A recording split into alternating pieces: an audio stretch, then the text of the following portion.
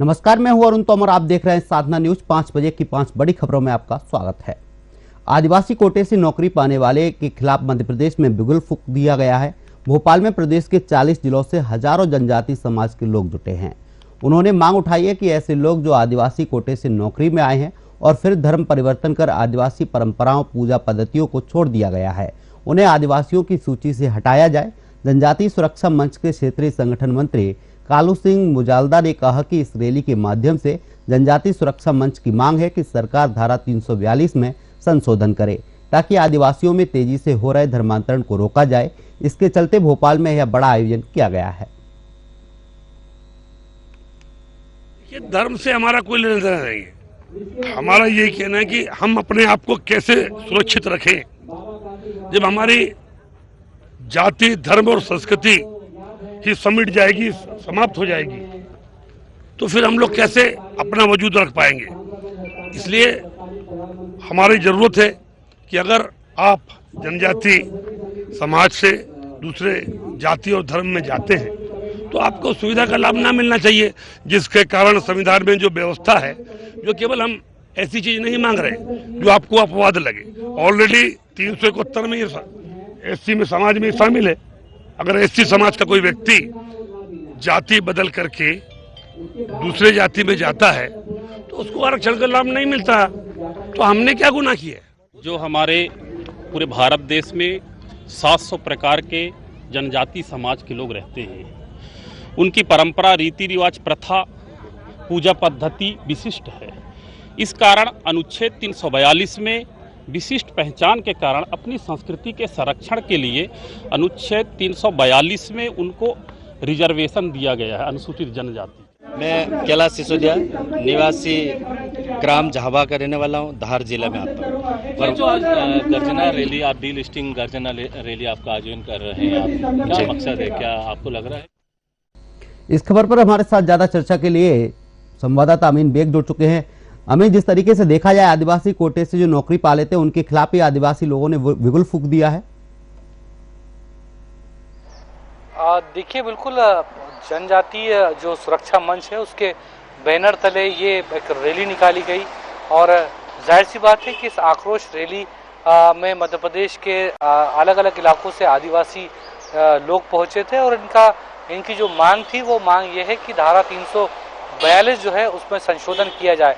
धारा 342 के संशोधन की मांग ये लोग इसलिए भी कर रहे हैं, इनका ये कहना है कि जो आदिवासी, जो अनुसूचित जाति के जो लोग हैं, जनजाति के जो लोग हैं, वो अगर धर्म परिवर्तन करते हैं तो उनको जो है उनको जो आदिवासियों को जो फ़ायदा मिलता है, आदिवासियों के लिए जो योजनाएं सरकार चला रही है उसका फ़ायदा उनको नहीं मिलना चाहिए। उनको एक लिस्ट, उनकी लिस्टिंग की जाए ऐसे लोगों की जो या तो मुस्लिम या फिर ईसाई धर्म जिन्होंने अपना लिया है, तो उनको एक तो अल्पसंख्यक का जो फ़ायदा होता है वो भी मिलता है, साथ में आदिवासियों का भी मिलता है। तो उनका ये कहना है कि इस तरीके का फ़ायदा उनको अब नहीं मिलना चाहिए और इसके पीछे का मकसद ये है ताकि जो तेजी से धर्म परिवर्तन हो रहा है उसको रोका जाए। हमने देखा कि वन मंत्री जो विजय शाह हैं वो भी इस कार्यक्रम में पहुंचे थे। अनुसुईया उइके जो हैं वो इस कार्यक्रम में पहुंची थी। भोपाल के BHL जो दशहरा मैदान है उसमें इसमें तमाम आदिवासी नेता जुटे थे। उसके बाद एक रैली की गई। उसके पीछे का मकसद यही था कि जो आदिवासियों में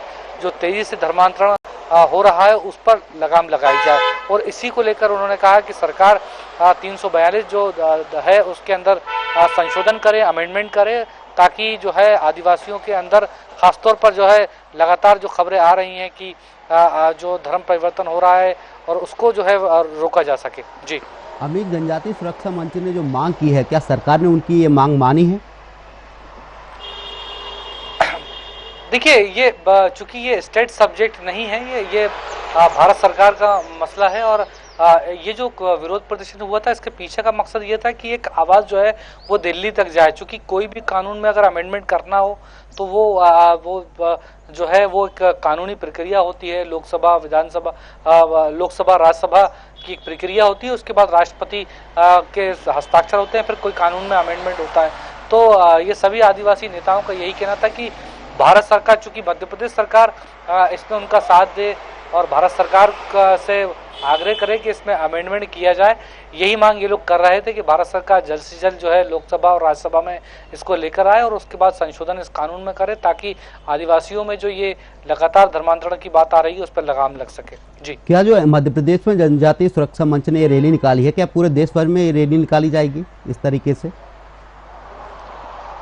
देखिए, पूरे देश भर में तो निकाली ही जा रही है, लेकिन चूंकि ये मध्य प्रदेश का मुख्य कार्यक्रम था, यहाँ पर मध्य प्रदेश के अलग अलग जो आदिवासी जो इलाके हैं वहाँ से लोग पहुँचे थे और हर राज्यों में इसी तरीके से अलग अलग जगहों पर अलग अलग दिनों में ये कार्यक्रम आयोजित किए गए हैं। मध्य प्रदेश में आज था भोपाल में, जहाँ पर अलग अलग जिलों से लोग पहुँचे थे। तकरीबन 2 से 2,500 आदिवासियों की संख्या रही होगी। बड़े नेता जो आदिवासियों के थे वो यहाँ पर पहुँचे थे।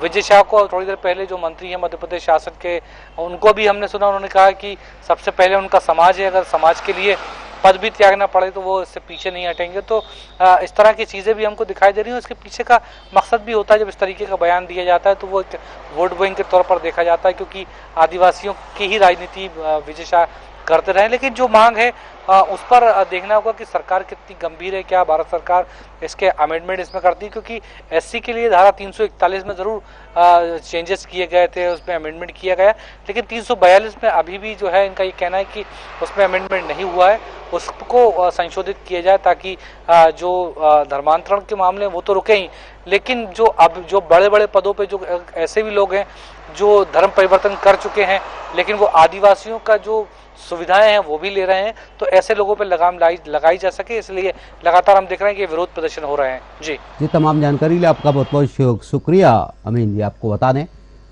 सरकार द्वारा धारा 342 में संशोधन करने की जनजातीय सुरक्षा मंच ने मांग की है, ताकि आदिवासियों में तेजी से हो रहे धर्मांतरण को रोका जाए।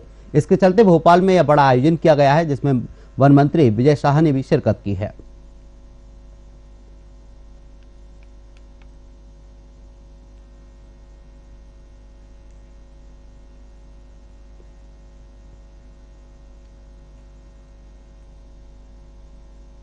भारत के प्रस्ताव पर 72 देशों के समर्थन के बाद ही संयुक्त राष्ट्र संघ ने साल 2023 को अंतर्राष्ट्रीय पोषक अनाज वर्ष घोषित किया है।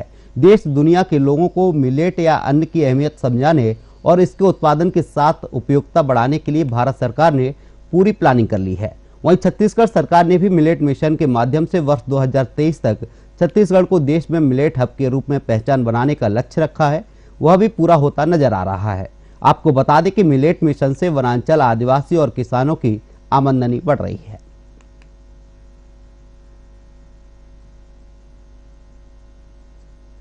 मिलेट्स ईयर घोषित किया हुआ अंतर्राष्ट्रीय मिलेट्स ईयर है और हम तो 2 साल पहले से ये काम कर रहे हैं। लघु उपज में हम 74% खरीदी करके देश में प्रथम स्थान है और उसके साथ साथ मिलेट से में भी जो कोदो कूट की उसका समर्थन मूल्य राज्य सरकार ने घोषित किया और खरीदी की न केवल व्यवस्था की, उसको वैल्यू एडिशन भी कर रहे हैं।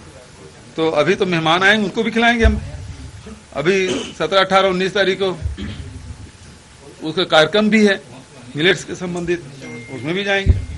मिलेट्स कार्यक्रम है, उसमें भी शामिल होंगे। मिलेट्स ईयर घोषित किया हुआ अंतर्राष्ट्रीय मिलेट्स ईयर है और हम तो 2 साल पहले से ये काम कर रहे हैं। लघु उपज में हम 74% खरीदी करके देश में प्रथम स्थान है और उसके साथ साथ मिलेट से में भी जो कोदो कूट की उसका समर्थन मूल्य राज्य सरकार ने घोषित किया और खरीदी की न केवल व्यवस्था की, उसको वैल्यू एडिशन भी कर रहे हैं। तो अभी तो मेहमान आएंगे, उनको भी खिलाएंगे हम। अभी 17, 18, 19 तारीख को उसका कार्यक्रम भी है मिलेट्स के संबंधित, उसमें भी जाएंगे। मिलेट्स कार्यक्रम है, उसमें भी शामिल होंगे। Millets year. इस खबर पर हमारे साथ ज्यादा चर्चा के लिए तेजस्वी साहू जुड़ चुके हैं। तेजस्वी, छत्तीसगढ़ को मिलेट हब बनाने की कोशिश की जा रही है। मुख्यमंत्री ने कहा है कि 2023 तक छत्तीसगढ़ को मिलेट हब बना दिया जाएगा।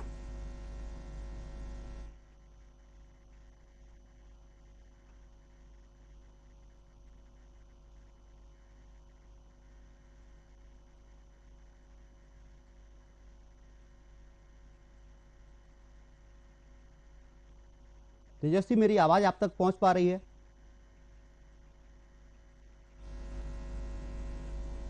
आपको बता दें, छत्तीसगढ़ को मिलेट्स हब बनाने की कोशिश की जा रही है। मुख्यमंत्री भूपेश बघेल ने कहा है कि छत्तीसगढ़ को मिलेट्स हब बनाया जाएगा। इसका लाभ वनांचल और आदिवासियों के साथ साथ किसानों को भी मिल रहा है। आपको बता दें, उपयोगिता बढ़ाने के लिए भारत सरकार ने भी पूरी प्लानिंग कर ली है। वहीं छत्तीसगढ़ सरकार ने भी मिलेट मिशन के माध्यम से वर्ष 2023 तक छत्तीसगढ़ को देश में मिलेट हब के रूप में पहचान बनाने का लक्ष्य रखा है। वह भी अब पूरा होता नजर आ रहा है। इसके साथ ही मिलेट मिशन में वनांचल, आदिवासी और किसानों की आमदनी बढ़ रही है। छत्तीसगढ़ से आपको खबर बता रहे हैं, जहां पर छत्तीसगढ़ को मिलेट्स हब बनाने की तैयारी चल रही है। हमारे साथ तेजस्वी साहू जुड़ी हुई हैं। तेजस्वी, छत्तीसगढ़ को मिलेट्स हब बनाने की कोशिश की जा रही है, क्या लग रहा है छत्तीसगढ़ मिलेट्स हब बन रहा है?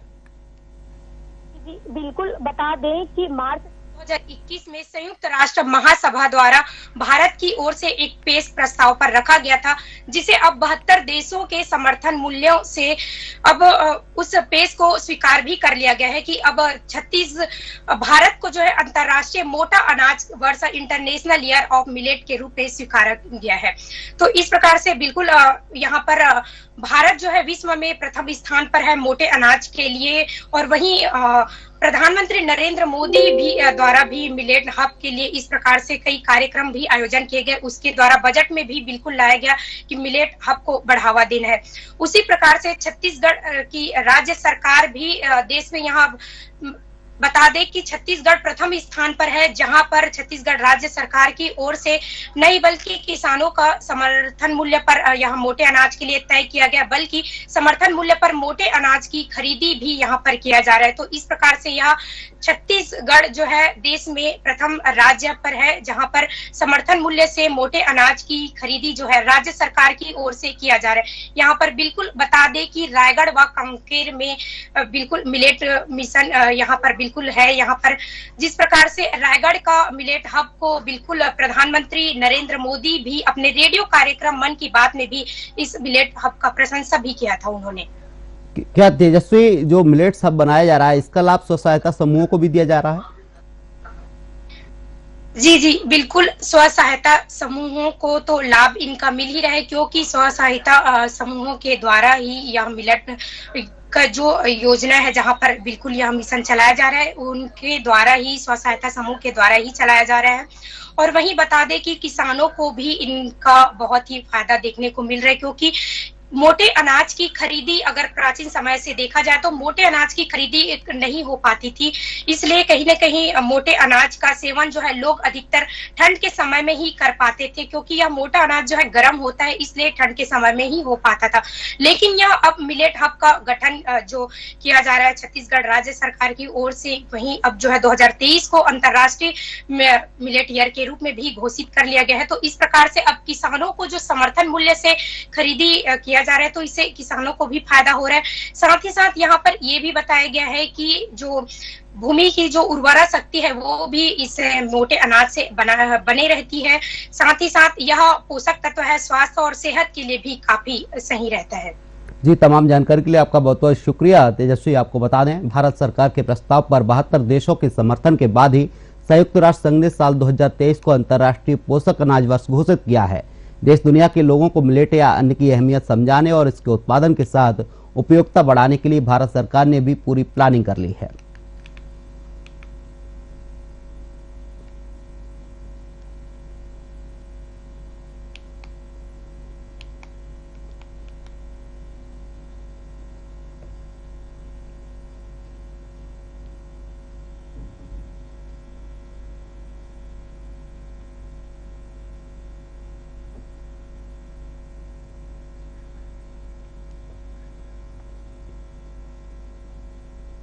मुख्यमंत्री अशोक गहलोत ने आज विधानसभा में अपना पुराना बजट भाषण पढ़ दिया है। कुछ देर तक वह पुराना बजट पढ़ते रहे, तभी जलदाय मंत्री महेश जोशी ने आकर सीएम के कान में कुछ कहा और वो ठिठक गए। इसके बाद गहलोत का भाषण रुका, विपक्ष ने हंगामा भी शुरू कर दिया। इतिहास में पहली बार ऐसा हुआ है जब किसी विधानसभा में पुराना बजट भाषण पढ़ा गया हो और इस पर जोरदार हंगामे के चलते सदन की कार्रवाई 2 बार रोकनी पड़ी। इसके बाद मुख्यमंत्री ने मुख्य सचिव उषा शर्मा को तलब किया और अफसरों की लापरवाही पर नाराजगी व्यक्त की है। आपको बता दें कि मुख्यमंत्री अशोक गहलोत अपना 10वां बजट पेश कर रहे हैं।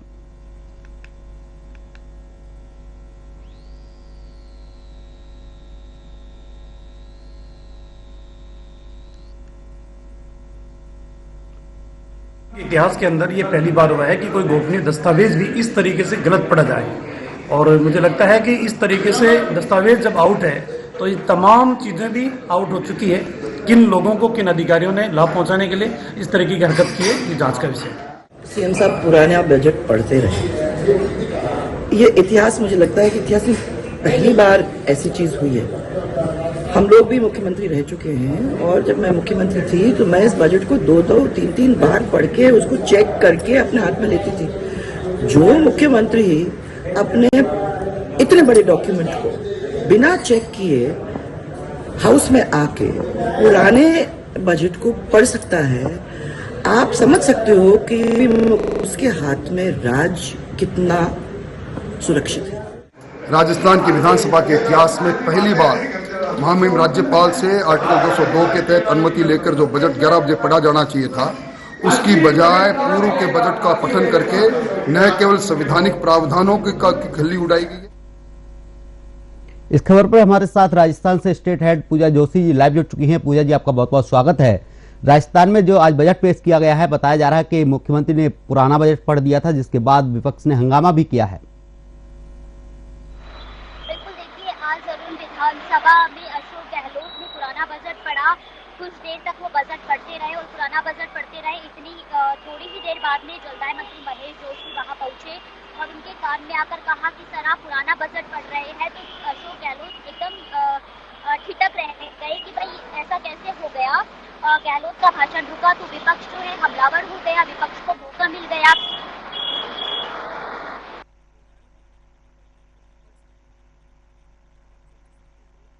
आपको बता दें, राजस्थान में आज मुख्यमंत्री ने अपना बजट पेश किया है। बजट पेश करने के दौरान मुख्यमंत्री ने पुराना बजट भाषण पढ़ दिया, जिसके बाद विपक्ष ने जोरदार हंगामा किया है। विपक्ष ने कहा है कि प्रदेश ऐसे मुख्यमंत्री के हाथों में जिसे बजट के बारे में नहीं पता है, पुराना बजट पढ़ा जा रहा है। इसके बाद ही आपको बता दें, मुख्यमंत्री अशोक गहलोत ने अपना ये 10वां बजट पेश किया है।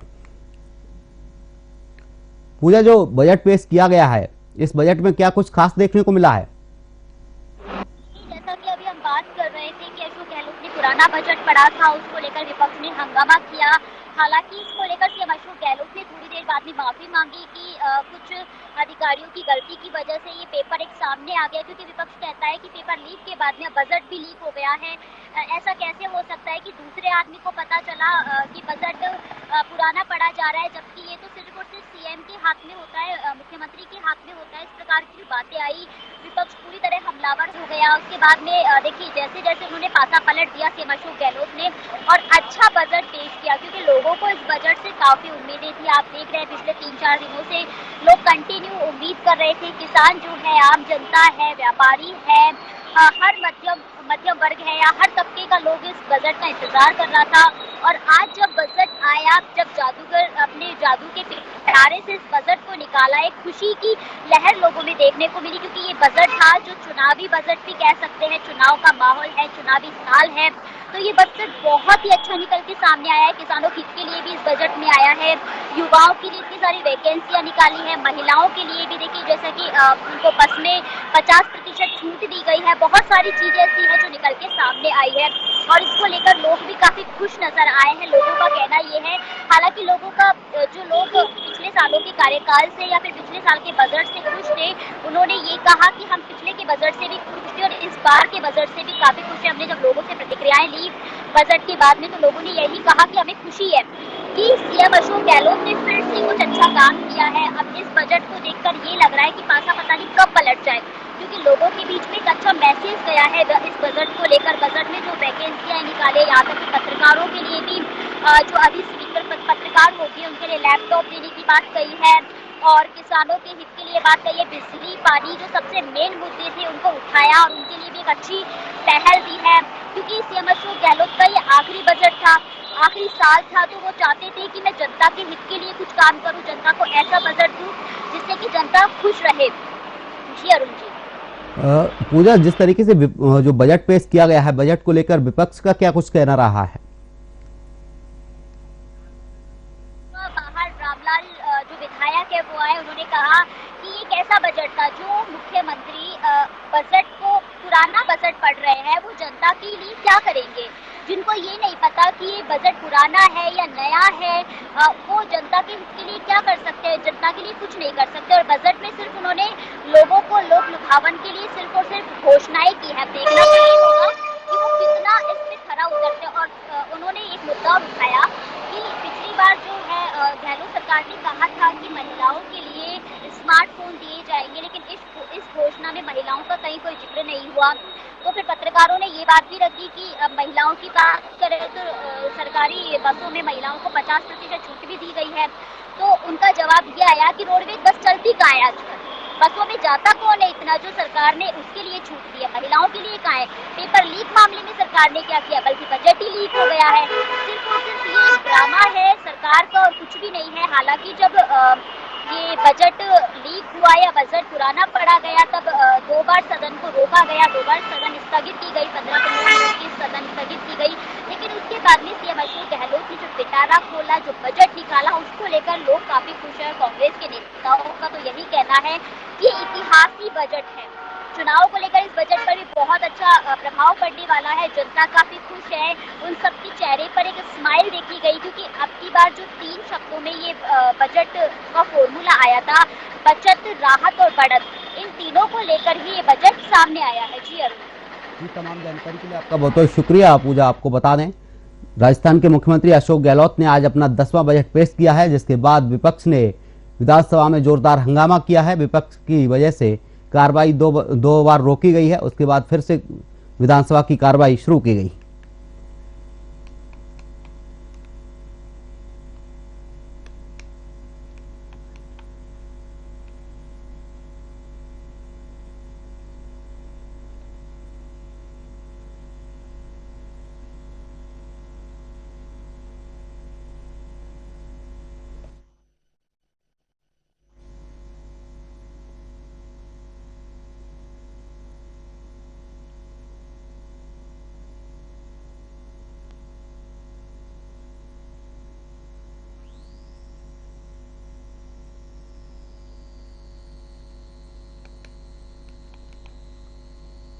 उत्तर प्रदेश की राजधानी लखनऊ में ग्लोबल इन्वेस्टर समिट की शुरुआत हो चुकी है।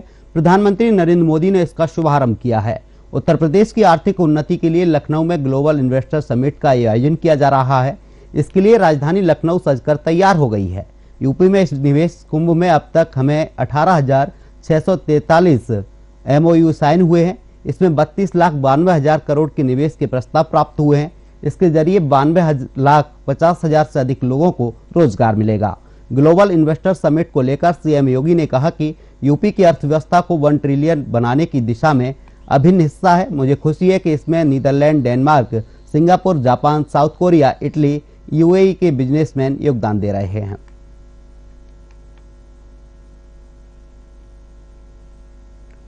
आपको बता दें, उत्तर प्रदेश की राजधानी लखनऊ इस वक्त दुल्हन की तरह सजकर तैयार हो गई है। ग्लोबल समिट्स को लेकर ये तैयारियां हुई हैं। प्रधानमंत्री नरेंद्र मोदी ने इसका शुभारंभ किया है। इस पर हमारे साथ ज्यादा चर्चा के लिए आकर्ष शुक्ला लाइव जुड़ चुके हैं। आकर्ष, बहुत बहुत स्वागत है आपका। लखनऊ में जिस तरीके से लखनऊ को तैयार किया गया है, आज कैसा क्या माहौल देखने को वहां पर मिल रहा है?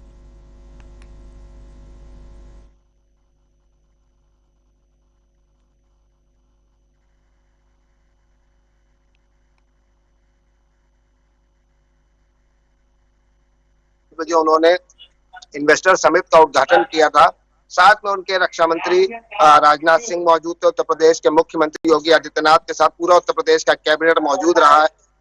साथ ही साथ लगभग 3:30 बजे के करीब गृह मंत्री अमित शाह लखनऊ पहुंचे और उन्होंने भी जो इन्वेस्टर समिट है, ग्लोबल इन्वेस्टर समिट का जो इतनी झांकियां लगी थी, उनका सबका मुआयना किया। सभी स्टॉल्स पर अमित शाह भी पहुंचे हैं और लगातार उत्तर प्रदेश में किस तरीके से निवेश को बढ़ाया जाए, इसको लेकर के चर्चाएं करी जा रही है।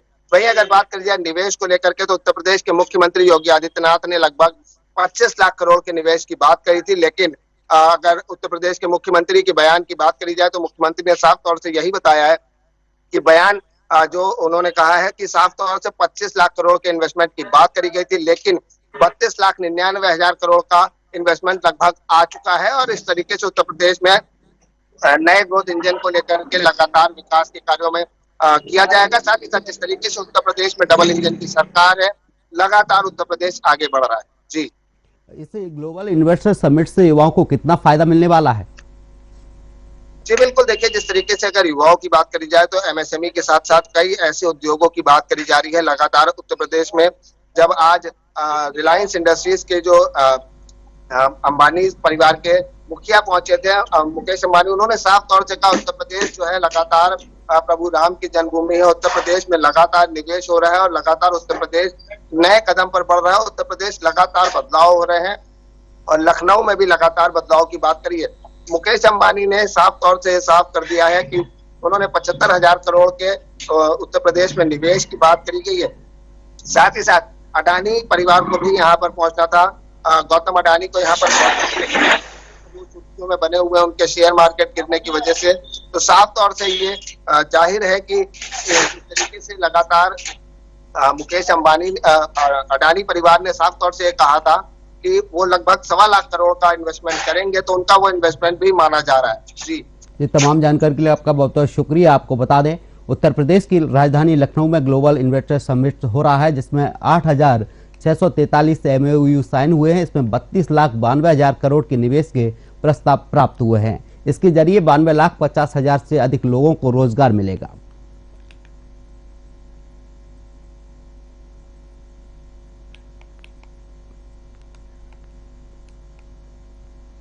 यमुनानगर के सुंदर विहार कॉलोनी में विकास न होने की वजह से लोग परेशान हो रहे हैं। ना तो सीवरेज की व्यवस्था है और ना ही पानी की व्यवस्था है।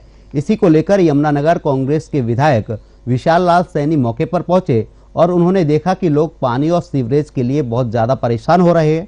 वहीं जनता ने भी शिकायत की है कि वार्ड नंबर 22 का MG आज तक कभी लोगों की समस्या देखने के लिए नहीं आया है।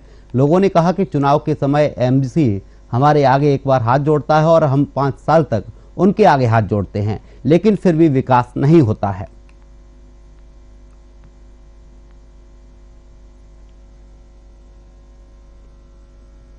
देखने के लिए हमें आज तक ये नहीं पता कि यहाँ की लेडी MC है या जेंट्स है, कोई आया ही नहीं। देखो ऐसे यहाँ इस कॉलोनी के अंदर लगभग मैं आता रहता हूँ, पहले भी यहाँ मैं बहुत बार आया हूँ।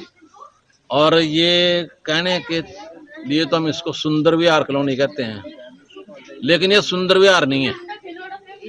मतलब जो हालात यहाँ पर है, जो जिस हिसाब से लोग रह रहे हैं घरों के अंदर, ना पानी की सुविधा है, ना सीवरेज की सुविधा है और ना ही कोई लाइट की खास सुविधा है, ना ही गलियों में लाइट है। देखने के लिए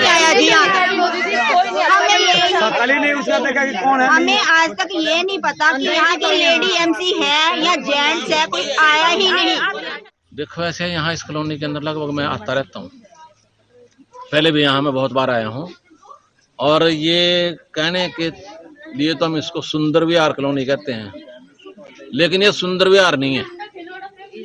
मतलब जो हालात यहाँ पर है, जो जिस हिसाब से लोग रह रहे हैं घरों के अंदर, ना पानी की सुविधा है, ना सीवरेज की सुविधा है और ना ही कोई लाइट की खास सुविधा है, ना ही गलियों में लाइट है। देखने के लिए इस खबर पर हमारे साथ हरियाणा से state head Rajkumar Saini ji live जुड़ चुके हैं। राजकुमार जी, आपका बहुत बहुत स्वागत है।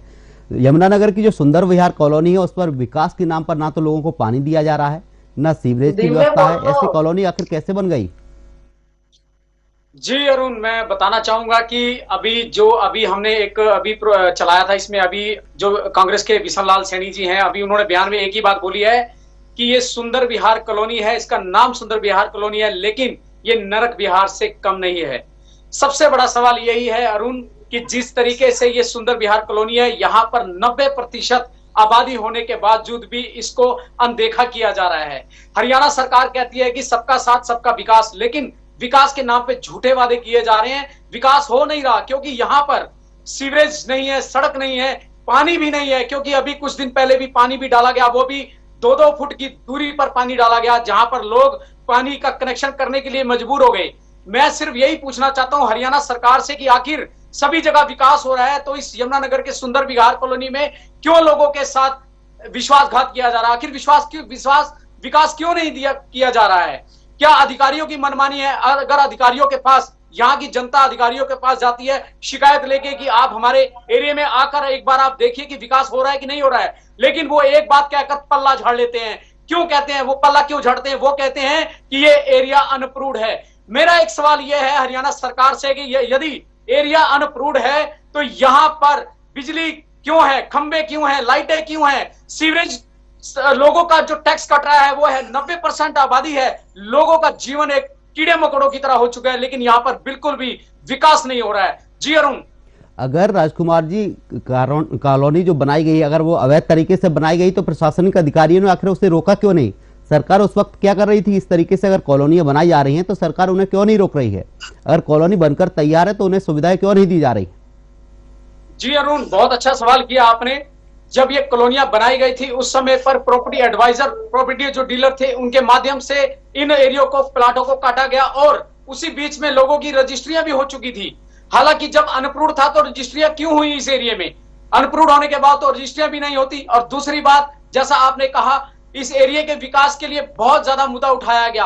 कोई भी प्रशासनिक अधिकारी जो है यहाँ पर आने को तैयार नहीं है, देखने को तैयार नहीं है। मैं सिर्फ एक ही बार बार बोल रहा हूं हरियाणा सरकार से कि आप अपने अधिकारियों को आदेश दें कि यहाँ पर आकर देखें कि किस तरह से लोग यहाँ पर जो अपना जीवन व्यतीत कर रहे हैं उनके हालात को आकर देखिए। ना तो सड़क है, ना पानी है, ना ही सीवरेज है, बहुत समस्याएं हैं। हालांकि सरकार कहती है कि शौचालय जगह जगह पर होना चाहिए। हरियाणा सरकार ये कई बार बोल चुकी है भाषण के दौरान भी और जनता के बीच में भी, शौचालय जगह जगह होना चाहिए, लेकिन यहाँ के लोगों के पास शौचालय तक नहीं है। लोगों ने अपने दरवाजे के पास खड्डा खोदकर उसमें वो डालकर वहां पर उसमें जो टॉयलेट बनाकर उसका इस्तेमाल किया जा रहा है। यदि कोई रात बिरात बारिश जब तेज होती है तो यहाँ के हालात बद से बदतर हो जाते हैं। लोगों के लिए आना जाना, आवाजाही पर बिल्कुल समस्या खड़ी हो जाती है। स्कूल जाते समय जो बच्चे पढ़ रहे हैं स्कूलों में, वो भी शिक्षा के लिए मजबूर हो जाते हैं क्योंकि यहाँ पर बहुत ज्यादा कीचड़ हो जाता है, बुरा हाल हो जाता है, पानी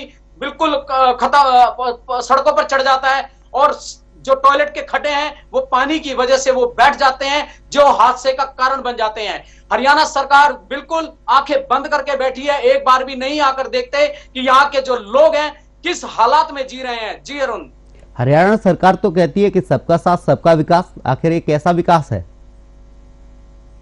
मैंने वही बात कही और फिर दोबारा कह रहा हूं कि विकास तो दिख ही नहीं रहा है। यहाँ के यमुनानगर के अधिकारी लोग एक बार भी नहीं आते। अभी हमने जो ये अभी क्लिपिंग चलाई थी महिला की, तो उन्होंने एक बात बोला कि जब यहाँ पर चुनाव का समय होता है तो वोट मांगने के लिए हमारे पास आ जाते हैं। और उस महिला ने एक बात कही कि जब वोट मांगने आते हैं तो वो हमारे आगे एक बार हाथ जोड़ते हैं, लेकिन हम उनके आगे 5 साल लगातार हाथ जोड़ते हैं, लेकिन हमारे हाथ जोड़ने का भी कोई हल नहीं निकलता। यमुनानगर के जो इस वार्ड नंबर 22 के जो एमसी हैं, आज तक यहाँ के लोगों का कहना यह है कि आज 4 साल हो चुके हैं पार्षद बने हुए, लेकिन अभी तक एक बार भी जो महिला है, जो पार्षद है, वो इस एरिया में नहीं आई है लोगों का हाल देखने के लिए। तो कहीं ना कहीं देखा जाए ये भेदभाव किया जा रहा है इस कॉलोनी को लेकर, यहाँ की कॉलोनी के विकास को लेकर अधिकारियों द्वारा, या कोई भी मतलब आंख मिचौनी का खेल बिल्कुल खेला जा रहा है। जी अरुण जी, तमाम जानकारी के लिए आपका बहुत बहुत शुक्रिया। राजकुमार जी, आपको बता दें, हरियाणा की यमुनानगर की सुंदर विहार कॉलोनी के विकास के नाम पर लोगों के साथ छलावा किया जा रहा है। ना तो यहाँ सीवरेज की व्यवस्था की गई है, ना ही लोगों के लिए पानी के पीने की व्यवस्था है। इसको लेकर वहाँ के रहवासियों ने कई बार शिकायत की है, लेकिन कोई निराकरण नहीं निकला है। 5 बजे की 5 बड़ी खबरों में फिलहाल के लिए इतना ही। आप देखते रहिए साधना न्यूज। नमस्कार।